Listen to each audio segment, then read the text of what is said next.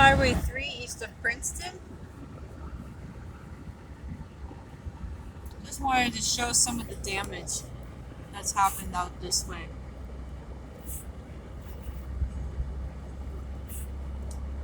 And I was thinking, for each person that breathes a sigh of relief at being lucky and not facing this kind of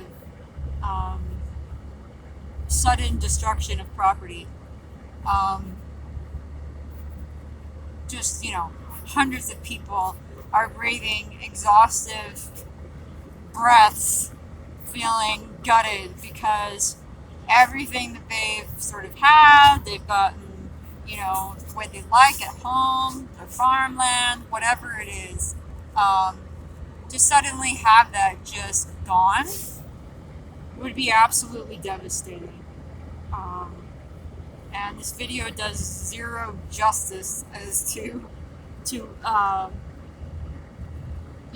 extent of the damage, and then not to mention just the other areas of BC that are even more heavily damaged, more severely damaged. And I just thought that, I feel fortunate. I feel very, very fortunate. I live in a trailer, so technically, I am homeless and mobile, and so I guess I'm not attached to any specific spot, which has its disadvantages. But nonetheless, I didn't have to move my trailer when all this was going on. I didn't lose my trailer while I was going one day or something like that. All of this land here was a fields. And now it looks like a mini pond, like a lake's developing. I mean, it's just so extensive.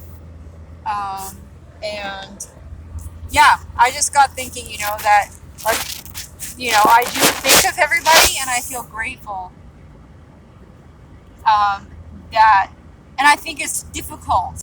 It's difficult for anybody not to feel like a sigh of relief, like, oh, I'm so glad it wasn't me. Nobody wants to say that out loud, right? Like if you look here, you see these fence posts, they're barely sticking out of the ground. That's how deep the water is. And these are all farms here. And there's one spot here that I wanted to show because, you can see the sign, like the ranch sign, and it's like, I forget what the ranch name is, but it says such and such ranch, and it's underwater, and just imagine that was your ranch, right? And then it's just decimated. Maybe it'll come back, maybe things will get better, and things will dry out and it'll look similar later down the road. But for the time that it looks the way that it does, it's absolutely devastating. And so I just wanted to remind people, think of these people, feel grateful that heck it wasn't you, and then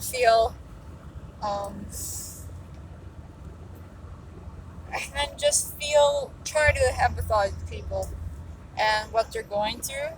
And once the news media and all that coverage drops off because other things are happening in the world, and these communities are still trying to clean up. And as everyone knows, cleaning up is the worst part of any job. Whether you rent a home and you got to sell it or whatever, cleaning up, repairing, that it's difficult. And then if you're a senior or you're somebody on disability who's had their home completely destroyed, what do you do then? So anyways, this is to the town of Princeton and the surrounding areas and everybody else in BC, but specifically out this way, just kind of showing how far outreaching this whole thing has been for people. And, we're all kind of going through it, but in essence, we're not all going through it. There are very specific groups of people who are really, really going through it, and those of us who aren't going through it feel grateful, feel empathy for those who are going through it, and perhaps we can help each other out. And with the knowledge of not just, someone's going to scratch my back down the road, but that may actually be the case, right? if we all stick to our communities and just go, I'm glad it wasn't us, and we hoard our money and we don't give it away, well then we kind of lose that sense of community as well. But it's understandable why some people don't operate that way, because maybe somebody won't scratch their back down the road and they'll be out twice the money. But I think, if you can give whatever it is, give it now, because the crisis is now. It wasn't yesterday, it wasn't the day before, it's still now, because people are cleaning up and they're trying to repair their livelihoods.